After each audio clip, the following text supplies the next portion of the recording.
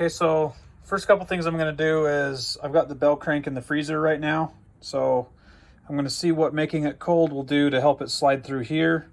I've got to find my assembly lube. But I'm going to put this retaining bracket on for this bearing. So that's this one right here. So that's just that, and then the two countersunk screws. So I'll do that, and then I think the way I'm gonna approach the bell crank is I think I'm gonna try to slide it in, and then I'll just tap it with a hammer. I can do that. I have the luxury of doing that from this side, but again, the challenge is going to be when I have to put the other half of the crankcase pulled together. So let's get to that point. All right, remember this little guy?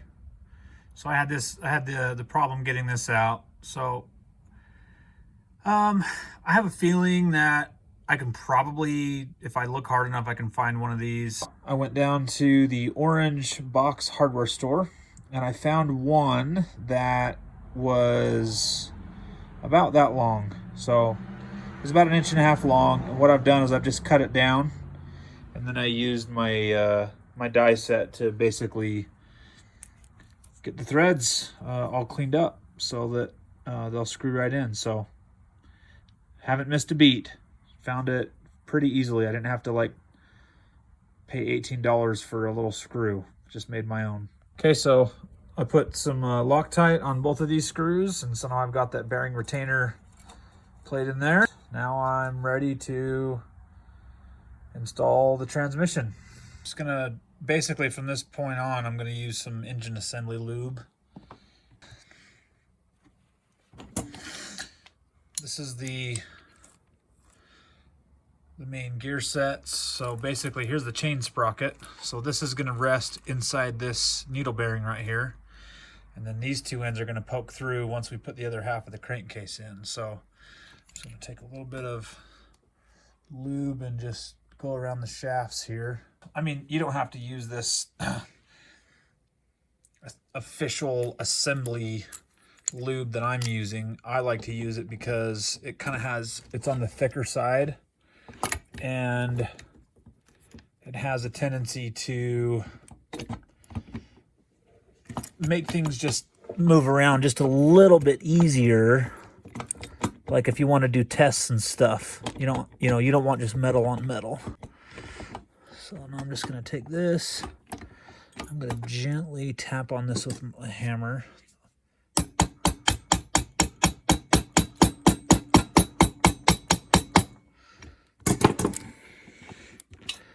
So basically, it does want to go in. That's just, that new bearing's just kind of a tight, is a nice tight fit.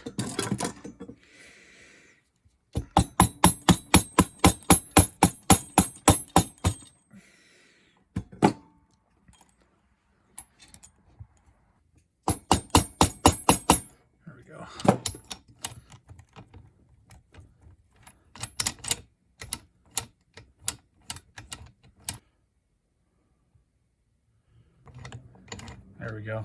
Get a little bit of lube in there and it turns a little better. Okay, now as for the shift forks, you can see this is labeled number 1. This is labeled number 1. Okay. That, if you'll recall, is going to go up here in this top right corner, or top left corner, excuse me. And then the smaller one, number 2, is going to go on this one. But we're going to install the drum first. Okay, so I just want to point out the grooves where these shifting forks go. So you can see the first groove is right there. I mean, it's really, if you go along here, I'll show you this one because it's a little more obvious. See that smooth piece, that smooth race right there. Okay, so that's the shift fork number 1, the second one, and then this is shift fork number 1, the first one, and then over here, right in the center of this one, is shift fork number 2. And then that's the only one that goes on that one. And then the hammers, so the drum is going to go in like this. And then the hammers are going to go in like that. So I'm just going to set those in there real quick. So I'm going to take them off of the bar and then set them in there, and then I'll just lean them over. Just going to go loosen this up just a little bit. I don't want the transmission to fall out, but I can make that, there we go, face us just a little bit better with the camera angle. So now I can take one of the shift fork number ones, and I'm just going to lay it in there, and then off to the side, and then I'll take the second one, lay it in there, kind of off to the side. I'll just let it rest in there.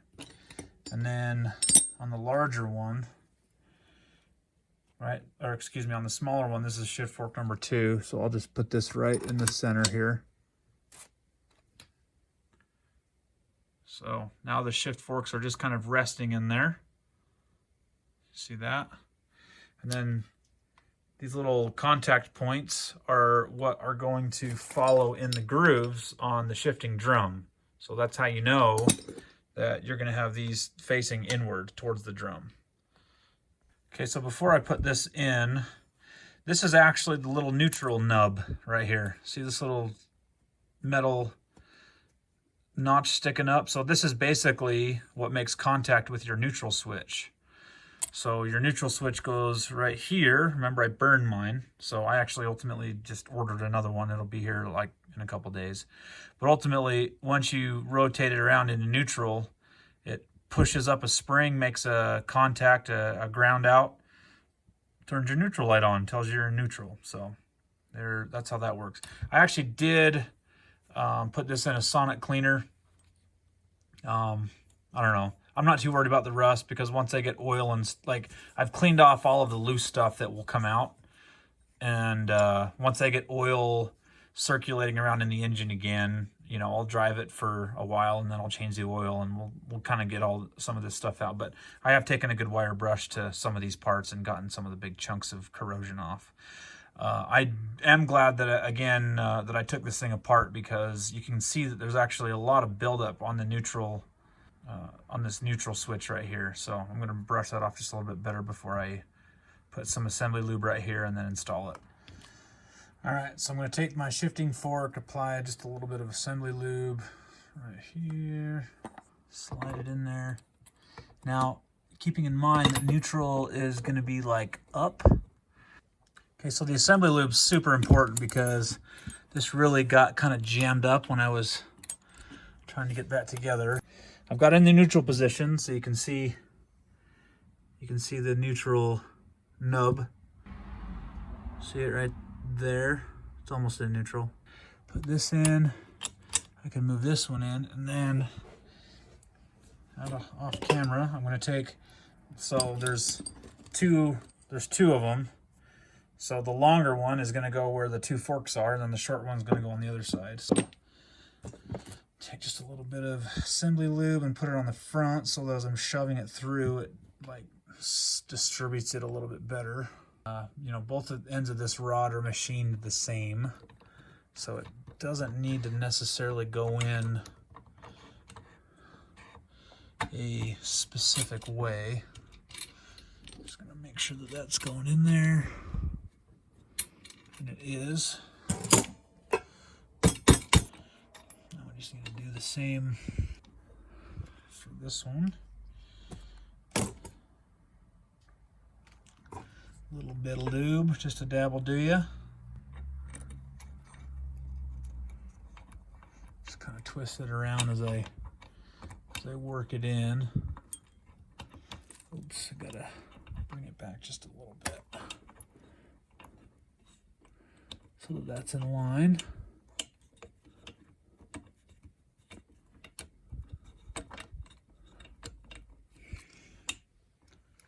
Go.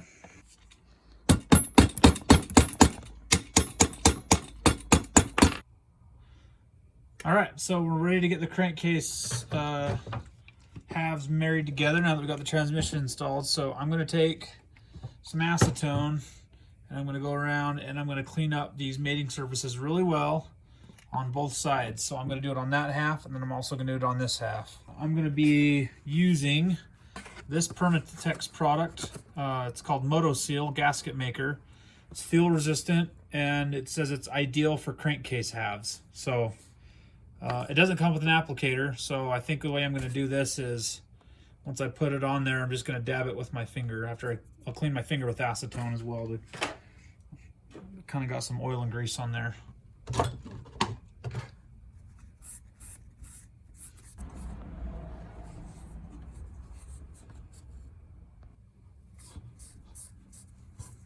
Okay, so here's the sequence of events. Right now, I've got my bell crank in the freezer, right? It's been deep frozen. It's ready. It's as cold as I can possibly get it without dry ice or whatever. So here's what I do. I've got two halves that I got to put together. So I'm going to go ahead and apply the crankcase sealer to this half. I'm going to run downstairs. I'm going to grab, then I'm going to take my heat gun. I'm going to heat up the center of this bearing just a little bit, just a little. Then I'm going to hurry and run downstairs in my freezer, grab the bell crank and bring it up, and hopefully it slides in easily, right?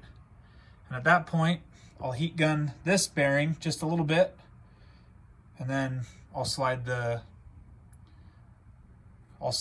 this half down over top of that. I've already done a practice run to kind of make sure that I know what to expect and what's going to get in the way and different ways that I could mess up my my gasket material. I just got to make sure that I don't push gasket material out of the way and create a void. So I've lapped these crankcases really well, so they should go together pretty smoothly. But the dry run was definitely worth it because I know what kind of where my hangups are and where I have to tap the hammer to kind of get it to seat down in there.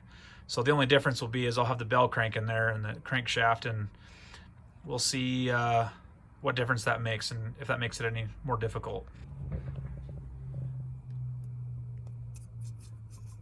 It doesn't come with an applicator. Makes things just a little bit more difficult, but so what I'm going to do is just kind of draw it out of there like this.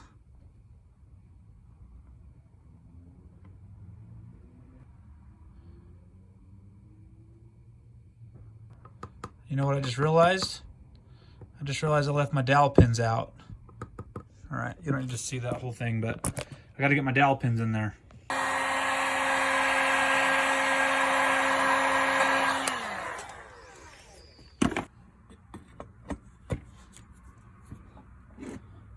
I'm just going to give this a light tap with my hammer, see if I can get that to set in there.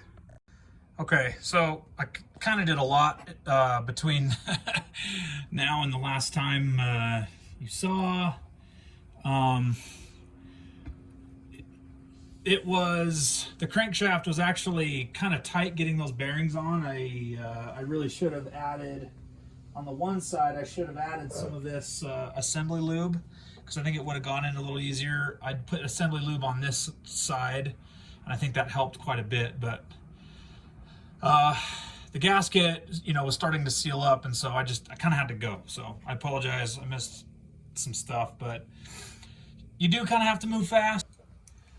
And then one thing that you want to make sure that you do is before you start torquing any bolts whatsoever, make sure that you have all of your bolts, the threads started.